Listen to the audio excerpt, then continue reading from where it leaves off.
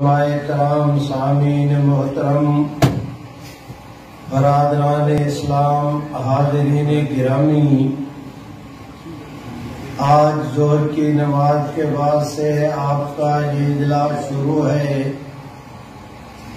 متعدد حضرات کی آپ نے نظمیں، نعتیں، تلاوتیں اور بیانات بھی سنے۔ ابھی آپ حضرات کے سامنے حضرت مولانا محمد عابد کمال بیان کر رہے تھے۔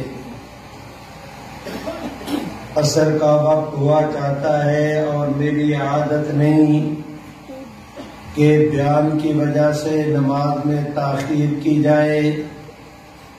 بہت ہی اختصار کے ساتھ کسی عنوان پر تو آج گفتگو کرنا ممکن نہیں، لیکن ایک بات آپ دوستوں کو سنا دیتا ہوں، اور یہ بات آپ میرے خیال میں ہے تو 50 سال پہلے کی، لیکن آپ پہلی دفعہ سنیں گے، اور وہ یہ کہ جس وقت 1974 کی تحریک ختم نبوت میں قادیانی مسئلے کو قومی اسمبلی کے سپرد کیا گیا، اس وقت کے پرائم منسٹر جناب ذوالفقار علی بھٹو نے اعلان کیا کہ پاکستان کی قومی اسمبلی قادیانی مسئلے پر غور کرنے کے بعد اپنے فیصلے کا اعلان کرے گی۔ تو قادیانی جماعت کا اس زمانے میں چیف گرو مرزا ناصر تھا۔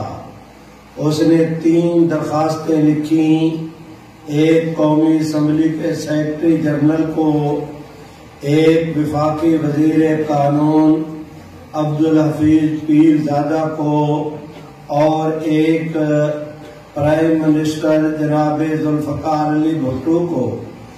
اس میں اس قادیانی نے موقف اختیار کیا کہ اگر حکومت ہمارے عقائد پر قومی اسمبلی میں بحث کرنا چاہتی ہے اور اس میں ہمارے موقف کو نہ سنا گیا، ہمیں بلا کر اظہار خیال کا موقع نہ دیا گیا، تو وہ یک طرفہ فیصلہ ہوگا، ہم اس کو قبول نہیں کریں گے۔ میرے بھائیوں، جناب بھٹو صاحب کے پاس جس وقت یہ درخواست پہنچی، اگلے دن انہوں نے مفکر اسلام حضرت مولانا مفتی محمود، حضرت مولانا شاہ احمد نورانی، جناب پروفیسر غفور احمد، ان 3 حضرات کو مذاکرات کے لیے بلایا۔ جناب بھٹو صاحب نے اپنے ٹیبل کی دراز سے قادیانیوں کا وہ خط نکالا، حضرت مولانا مفتی محمود کے سپرد کیا۔ حضرت مفتی صاحب نے اسے پڑھا، پڑھنے کے بعد خط کو تہہ کیا، بھٹو صاحب کو واپس کیا۔ بھٹو صاحب نے پوچھا کہ مفتی صاحب، قادیانیوں کی یہ درخواست آئی ہے کہ وہ قومی اسمبلی میں قادیانی مسئلے پر اپنا موقف بیان کرنا چاہتے ہیں، آپ بتائیں آپ کی رائے کیا ہے؟ میرے بھائیوں، حضرت مفکر اسلام مولانا مفتی محمود رحمہ اللہ نے جواب کے اندر ارشاد فرمایا کہ جناب بھٹو صاحب، تقریباً ہم سارے ملک میں قادیانیوں کو چیلنج کرتے پھر رہے تھے کہ وہ آئے اور قادیانی مسئلہ پر ہمارے ساتھ گفتگو کریں۔ قادیانی قابو نہیں دیتے تھے، یہ تو آپ کے میز کی دراز سے مل گئے ہیں، آپ 1 منٹ ضائع کیے بغیر سرکاری سطح پر قادیانیوں کو باقاعدہ دعوت دیں کہ وہ قومی اسمبلی میں آئیں اور آ کر اپنا موقف پیش کریں۔ وعدہ حضرت مفتی صاحب نے فرمایا کہ وعدہ رہا، ہم انشاءاللہ قومی اسمبلی میں بھی محمد عربی کی ختم نبوت کی وکالت اور غلامی کا حق ادا کریں گے۔ میرے بھائیو، جناب حضرت مفتی صاحب رحمہ اللہ کے اس جواب سننے کے بعد بھٹو صاحب کے چہرے پر رونق آئی۔ بھٹو صاحب کا خیال تھا کہ حضرات علماء کرام کسی قیمت پر قادیانیوں کا قومی اسمبلی میں آنا منظور نہیں کریں گے۔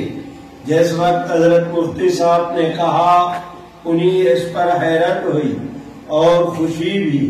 چنانچہ یہاں پر ایک پیچیدگی پیدا ہو گئی، اور وہ پیچیدگی مشکل یہ تھی کہ اگر قادیانیوں کو قومی اسمبلی میں بلایا جاتا ہے تو وہ قومی اسمبلی کے ممبر نہیں، ایک آدمی قومی اسمبلی کا ممبر نہیں، وہ قومی اسمبلی میں آ کر اس کے سٹیج اور فورم سے کیسے اپنا بیان جمع کرا سکتا ہے۔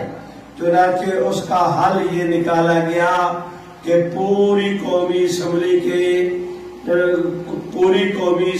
کو ایک کمیٹی میں تبدیل کر دیا گیا، ایک جرگے کا نام دیا گیا کہ یہ پوری اسمبلی کے تمام تر ارکان اس جرگہ کے ممبر ہوں گے، اس جرگہ کے چیئرمین اور پریزیڈنٹ وہ قومی اسمبلی کے سپیکر ہوں گے۔ یہ ان کے سامنے قادیانی بطور گواہ کے پیش ہوں گے، یہ اپنا موقف پیش کریں گے، اسمبلی کے ممبران ان سے وضاحت طلب کریں گے، جرح کے سوالات کریں گے اور پھر فیصلہ دیں گے۔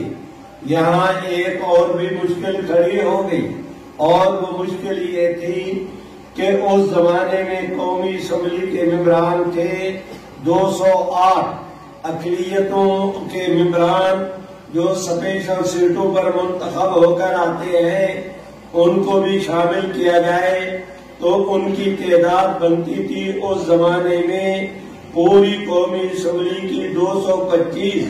میں آج سے 50 سال پہلے کی بات کر رہا ہوں۔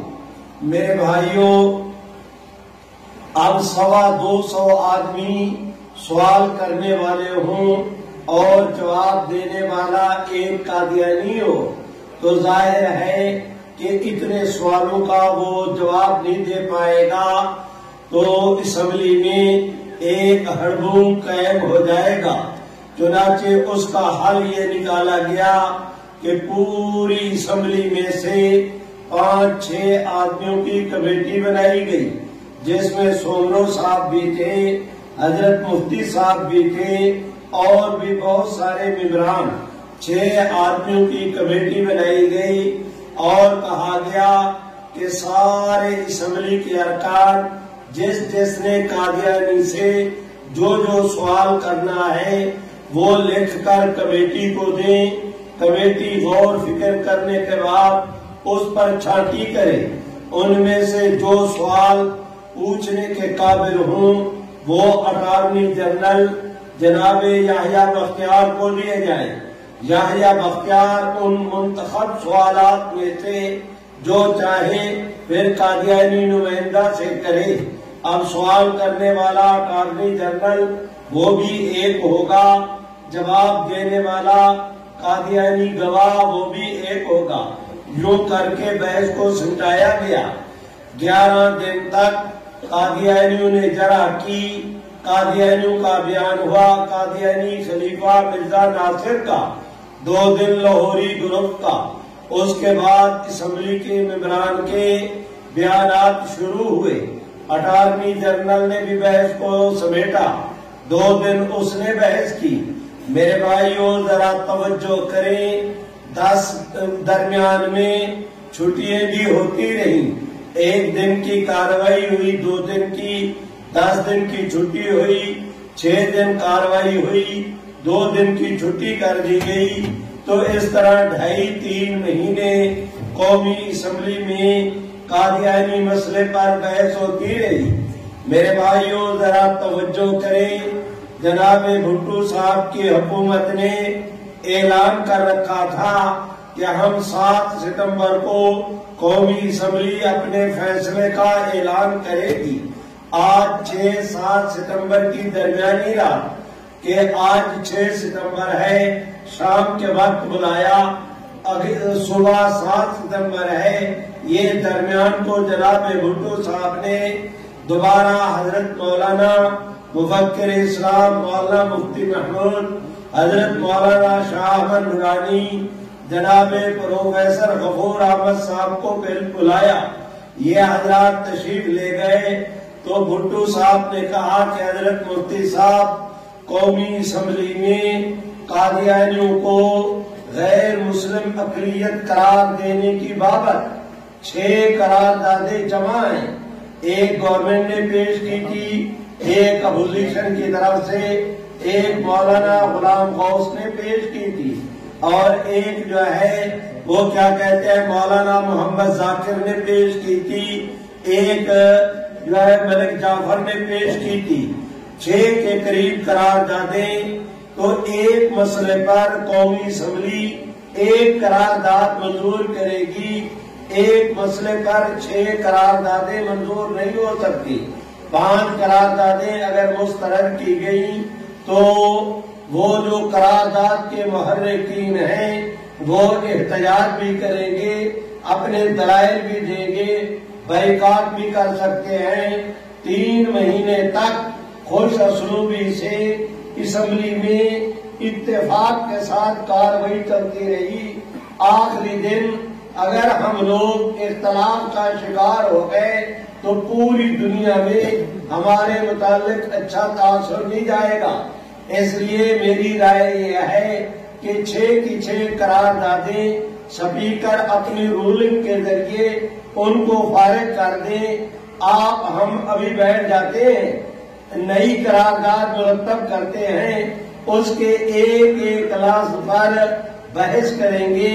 قرارداد مرتب ہو گئی، وہی قرارداد اگلے دن نہ اپوزیشن کی طرف سے نہ گورنمنٹ کی طرف سے بلکہ پورے ہاؤس کی طرف سے پیش کی جائے، اور حزب اختلاف میں سے وہ پیش کرنے والا ہو وفاقی وزیر قانون، تائید کر دے حزب اختلاف کی طرف سے حضرت مولانا مفتی محمود، اس کے بعد ووٹنگ ہو، جو نتیجہ نکلے قوم بھی مانے، حکومت بھی مانے، قادیانی بھی مانے، دنیا کو بھی پیغام جائے۔ میرے بھائیوں، میں درخواست کرتا ہوں حضرت مولانا مفتی محمود اور ان کے گرامی قدر رفقا نے، میں نے یہ جتنی اس وقت تک گفتگو کی، اگلی گفتگو سنانے کے لیے تاکہ آپ حضرات کا اگلی میری گفتگو کے ساتھ مناسبت پیدا ہو جائے۔ اب میں نتیجے کی بات عرض کر رہا ہوں اور وعدہ رہا کہ گفتگو بھی لمبی نہیں کروں گا۔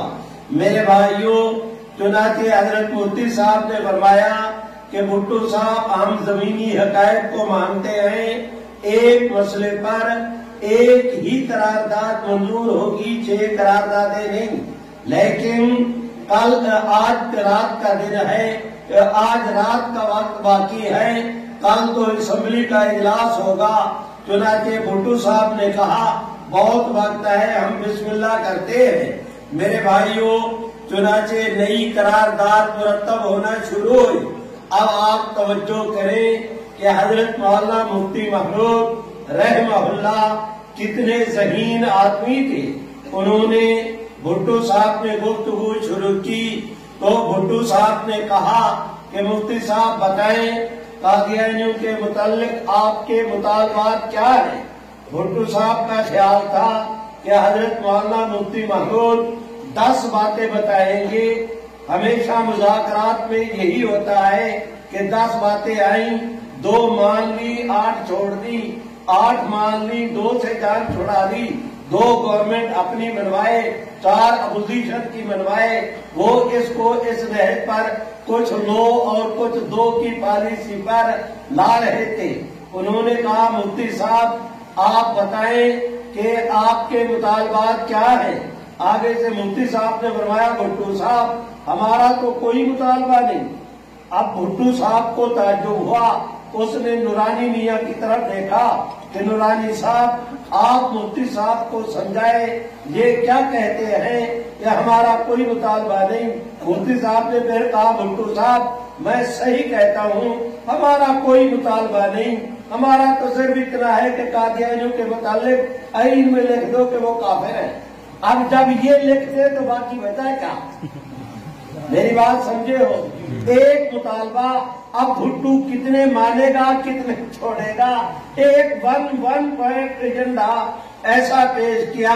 میرے بھائیوں بھٹو صاحب نے کہا چلو جی قرارداد مرتب کرتے ہیں. قرارداد جب مرتب ہونے لگی بسم اللہ کر کے کاروائی کہ یہ اسمبلی متفقہ طور پر طے کرتی ہے کہ ان کی فلاں شکل میں یوں کر کے تبدیلی کر دی جائے.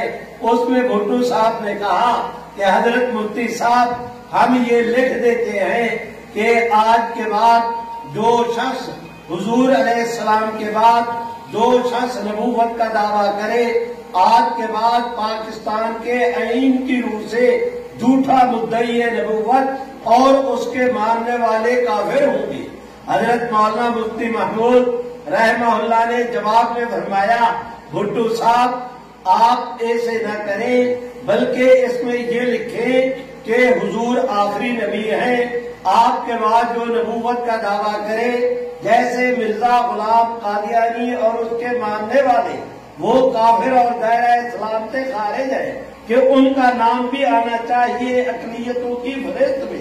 میرے بھائیوں بھٹو صاحب مسئلہ بیان کرنا چاہتے تھے, حضرت مفتی صاحب مسئلے کا حل منوانا چاہتے تھے. اتنا بڑا فرق ہے ان دونوں باتوں میں. میرے بھائیوں ذرا توجہ کریں. بھٹو صاحب کو جب مفتی صاحب نے یہ کہا تو آگے سے بھٹو صاحب نے کہا کہ حضرت مفتی صاحب آج آپ کہتے ہیں کہ قادیانی ختم نبوت کے منکر ہیں, انہی غیر مسلم مانا جائے. کل کوئی اور نبوت کا دعویٰ کر دے گا آپ کہیں گے کہ وہ بھی کافر ہے اسے بھی شامل کرو. پھر آئین نہ ہوا تماشا بن گیا. مطلق لکھتے ہیں کہ جو ختم نبوت کا انکار کرے تو قادیانی فارغ ہو گئے. حضرت مفتی صاحب سمجھ گئے کہ جناب بھٹو صاحب بہانے کے ساتھ آئین میں قادیانیوں کا لفظ نہیں شامل کرنا چاہتے.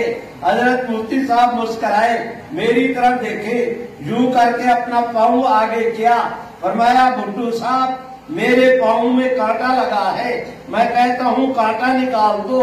آپ مجھے کہتے ہیں کہ آپ کو لوہے کی جوتی تیار کرا دیتے ہیں کہ آئندہ کوئی کانٹا نہیں لگے گا. مجھے لوہے کی جوتی نہیں چاہیے, میرا کانٹا نکالو. ماشاءاللہ. میرے بھائیوں اس پر جو ہے وہ بھٹو صاحب تیار ہوئے. اب الفاظ کیا ہوں, حضرت مفتی صاحب نے سبحان اللہ تو کہو, سبحان اللہ, بلند آواز سے سبحان اللہ, جس کو جتنی توفیق دے اتنی بلند آواز سے سبحان اللہ. مولانا مفتی محمود صاحب نے کہا کہ آپ لکھے کہ مرزا غلام قادیانی اور اس کے ماننے والے وہ کافر. جس وقت یہ کہا تو حضرت بھٹو صاحب نے کہا کہ حضرت مفتی صاحب آئین میں کسی کے مرزا قادیانی کے نام کو آپ نہ لائے. اس پر فوراً عبدالحفیظ بولا, اس نے کہا مفتی صاحب آئین میں کسی کا نام نہیں ہوتا. اس پر حضرت مفتی صاحب مسکرائے, فرمایا بھٹو صاحب یہ آپ کے وفاقی وزیر قانون ہیں, آپ ان کو سمجھاؤ. یہ کہتے ہیں آئین میں کسی کا نام نہیں ہوتا, خود پاکستان کے آئین میں قائد اعظم کا نام موجود ہے, آپ کیسے کہتے ہیں کہ آئین میں کسی کا نام نہیں ہوتا؟ سبحان اللہ, اللہ.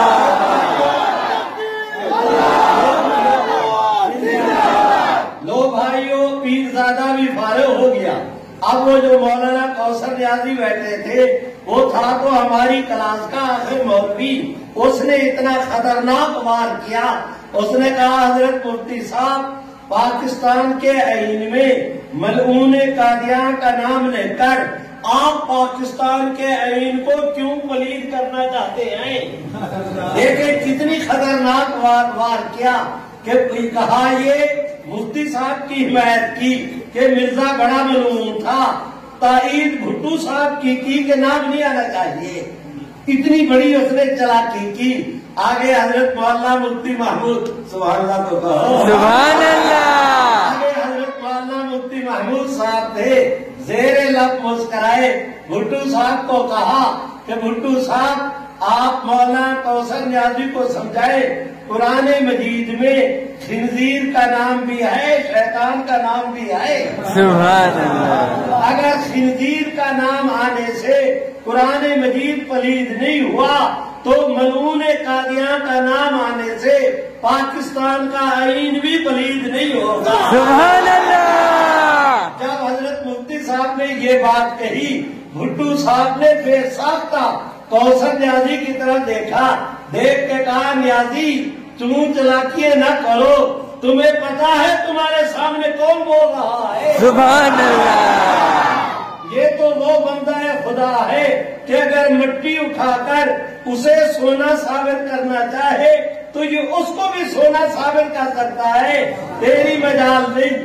چنانچہ حضرت مفتی صاحب کی دو سبحان اللہ تو کہو، سبحان اللہ، ایک مجلس کی محنت سے اللہ نے کرم یہ کیا کہ وہ جو 2.5-3 مہینے پوری قوم نے سارے ملک میں تحریک چلائی تھی، وہ جو 2.5-3 مہینے اسمبلی میں قادیانی مسئلے پر بحث ہوئی، حضرت مفتی صاحب نے میز پر بیٹھ کر اس ساری تمام تر امت کی جد و جہد کو ایسا رنگ بخشا، قبولیت کا رنگ بخشا کہ کفر ہار گیا، اسلام جیت گیا۔ سبحان اللہ، میرے بھائیو، آئین میں یہ بات طے ہوئی، میں تفصیلات میں نہیں جاتا، میں درخواست کرتا ہوں آگے چل کر پھر ایک وقت آیا ضیاء کے زمانے میں، امتناع قاضی بھٹو صاحب کے زمانے میں آئین کے اندر ترمیم ہوئی تھی،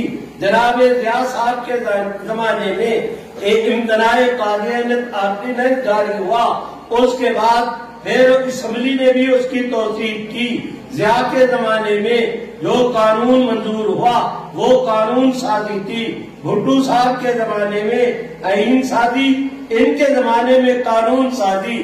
اب توجہ کرے، گورنمنٹ قانون میں منظور ہوا کہ کوئی قادیانی اپنے آپ کو مسلمان نہیں کہلا سکتا، کوئی ملعون قادیانی اپنے مذہب کو اسلام کے نام پر اپنے مذہب کی اسلام کے نام پر تبلیغ نہیں کر سکتا، کوئی قادیانی ملعون قادیانی کے دیکھنے والوں کو صحابی نہیں کہہ سکتا، کوئی قادیانی ملعون قادیاں کے دیکھنے والوں کو رضی اللہ نہیں کہہ سکتا، کوئی قادیانی ملعون قادیاں کے خاندان کو اہل بیت نہیں کہہ سکتا، کوئی قادیانی ملعون قادیانی کی بیوی کو ام المومنین نہیں کہہ سکتا، کوئی قادیانی اپنی عبادت گاہ کو مسجد نہیں کہہ سکتا، کوئی قادیانی اپنی عبادت گاہ میں مسلمانوں کی طرز پر اذان نہیں دے سکتا، کوئی قادیانی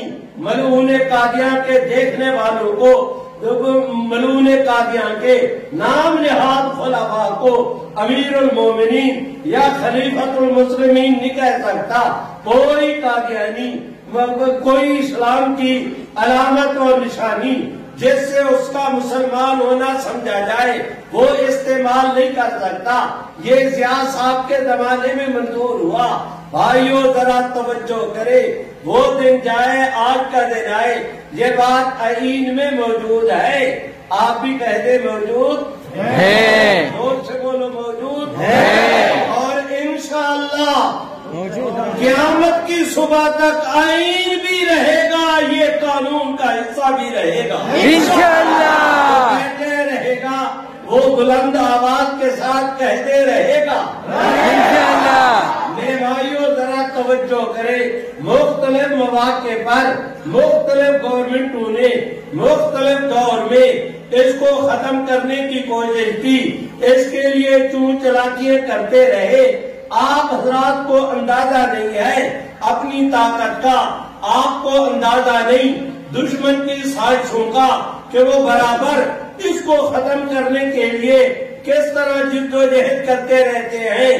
بھائیوں، اس زمانے میں دیانتداری کے ساتھ عرض کرتا ہوں، اللہ کی قسم اٹھا کے کہتا ہوں، میرا اللہ مجھے اس میں آنس بھی نہیں کرے گا، جو اپنے زمانے میں حضرت مولانا مفتی محمود رحمہ اللہ نے اس مسئلے کے حل کے لیے کردار پیش کیا تھا، آج برابر بلکہ اس سے بھی 4 قدم آگے ان کا بیٹا اس کام کو سر انجام دے رہا ہے۔ سبحان اللہ۔ اور میں آپ حضرات سے گزارش کرتا ہوں، سنو، کوئی اس قانون کو ختم نہیں کر سکتا، آپ بھی زور سے کہہ دیں نہیں کر سکتا، نہیں کر سکتا، ایسے نہیں ہاتھ اٹھا کے لہرا کے زور سے اس قانون کو ختم کرنے والے ختم ہو جائیں گے، یہ قانون کبھی ختم نہیں ہوگا انشاءاللہ، ہونا کہ نہیں ہوگا۔ میرے بھائیوں، میں آپ حضرات سے درخواست کرتا ہوں کہ اب آپ دوستوں میں سے کوئی ساتھی کھڑا ہو، وہ مجھے کہے کہ مولانا آپ نے اقبال کی سنائی تو 1 پر لاکھ کی، لیکن ہے تو 50 سال پہلے کی، آج کی کوئی بات سنائی ہوتی۔ بھائیوں 1 منٹ دے دو، میرا کیا ہے، میں آج کی بھی سنا دیتا ہوں، میں آج کی بھی، میرا کیا ہے، میں آج کی بھی سنا دیتا ہوں۔ میرے بھائیوں، پچھلے دنوں، پچھلے سال جس وقت کورونا آپ کے ملک میں شباب پر تھا، این ان دنوں سندھ اسمبلی کا اجلاس ہوا، سندھ اسمبلی میں ایک ممبر ہم علماء کی طرف سے، مجلس ختم نبوت کی طرف سے، جمعیت علماء اسلام کی طرف سے، جماعت اسلامی، جمعیت علماء پاکستان، جمعیت اہل حدیث، کسی مکتب فکر کی طرف سے، کسی دینی ادارے جماعت علماء کی طرف سے، ہماری طرف سے کوئی مطالبہ نہیں تھا، کوئی جد و جہد، کوئی مطالبہ، کوئی موومنٹ، کوئی ایجوکیشن، کوئی کوشش، کوئی آواز، کوئی اس کے پیچھے اخلاقی دباؤ، ہمارا کچھ بھی نہیں تھا۔ ادھر سے سبحان اللہ، سبحان اللہ، زور سے سبحان اللہ۔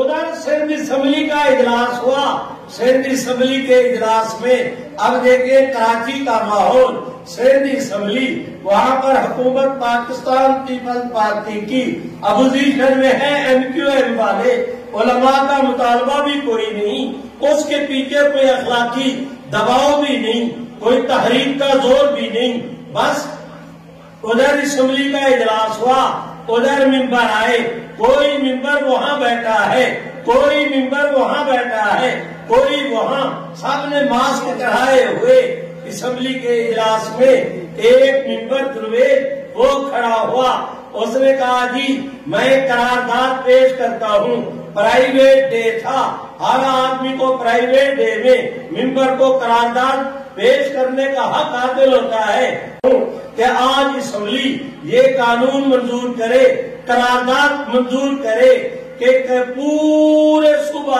سندھ میں آج کے بعد پورے صوبہ سندھ کے نصاب تعلیم میں اور سرکاری خط و کتابت میں جہاں کہیں حضور کا نام آئے، اکیلے آپ کا نام نہ لکھا جائے، ساتھ میں خاتم النبیین بھی لازمی طور پہ لکھا جائے۔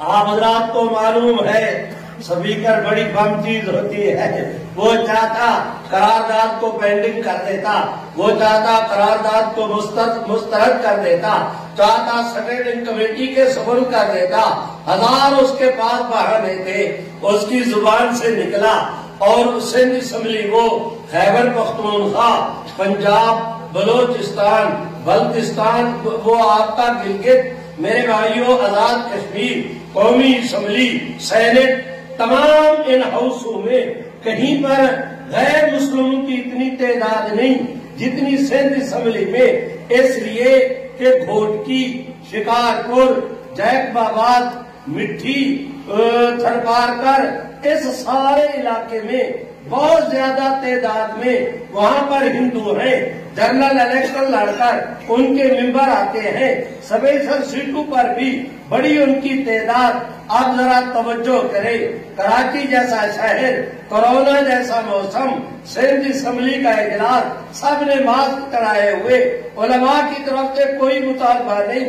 میرے بھائیوں، ان حالات میں اجلاس ہو جس کے اندر غیر مسلموں کی بھی خاصی تعداد موجود ہے، اس بندے نے قرارداد پیش کی، ادھر اسپیکر نے کہا کہ آپ نے اس کی قرارداد کو سنا، جو اس قرارداد کی تائید میں ہے وہ ہاتھ کھڑے کریں۔